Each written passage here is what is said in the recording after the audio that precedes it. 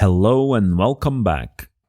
In the next couple of videos, I will share some interesting and easy to apply Instagram style adjustments for your photos. Let's kick off this series with a very unique way of applying a color grade to your Instagram photos. This is what we will be creating. So let's go through the steps one by one. First, as usual, let's make a copy of the image by using the duplicate function, either by pressing Command J or selecting duplicate from the context menu in the Layers panel by right-clicking on a layer. I will be copying some pixels from this layer.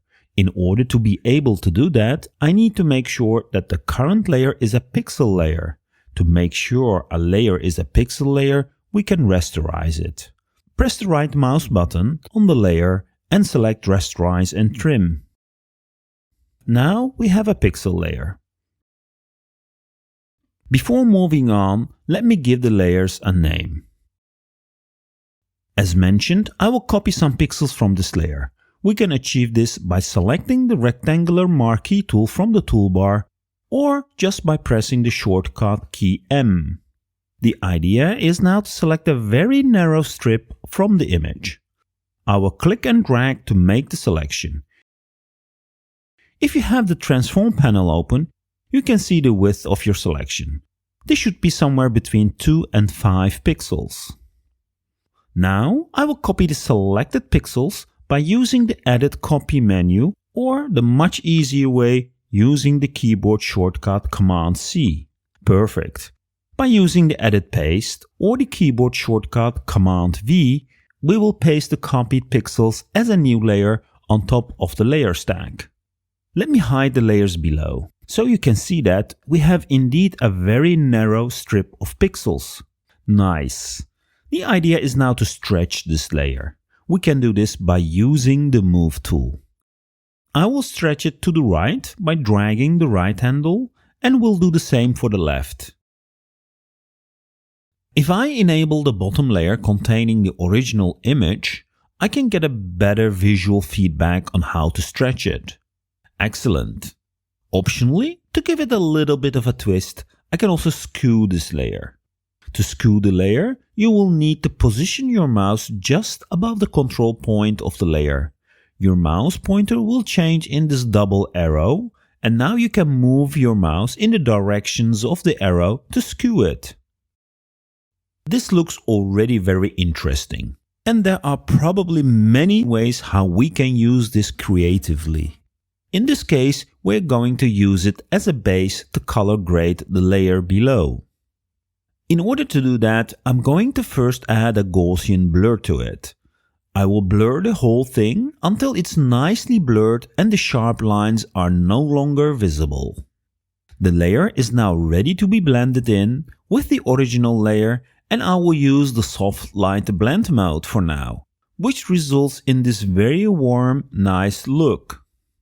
The effect is a little bit too much, but by lowering the opacity, we can customize it to our needs. That looks already pretty amazing. Now, I will repeat the same steps. I will copy another strip from the image, but this time from the left. So, let's go through the steps very quickly, as the steps are exactly the same as we did before. Let me disable the layer we just created. After doing the copy from the pixel layer,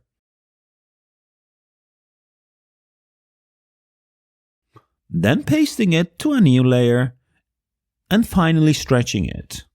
However, this time I'm going to skew it the other way. Let's also not forget to add the Gaussian blur. I will again use the soft light blend mode. Because the sampled area was darker, we get a darker and warmer look on the left. It looks great on its own, but when I enable the layer we created earlier, the image is too dark and the end result is actually not very pleasing.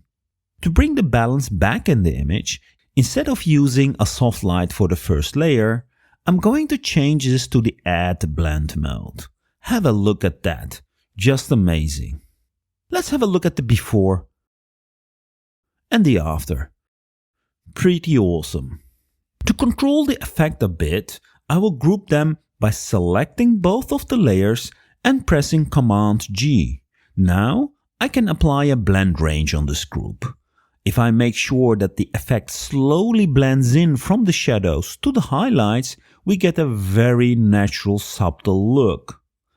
Let's have a look at the before and the after again. Notice how warmer and interesting the end result is? By modifying the opacity of these two layers in the groups, we can adjust the final effect just as we see fit.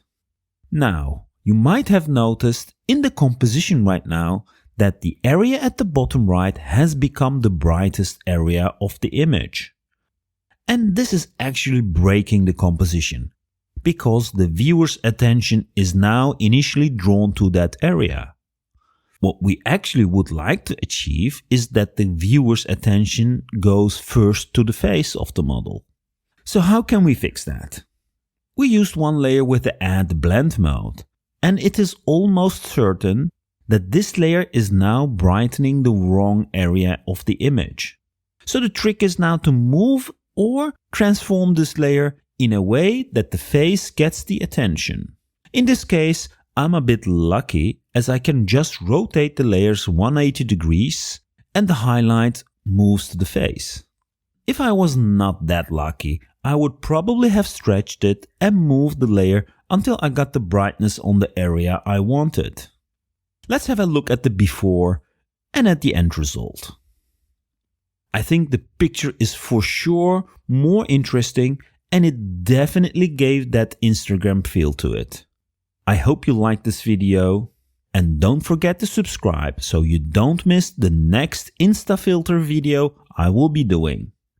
Thanks again for watching and until next time.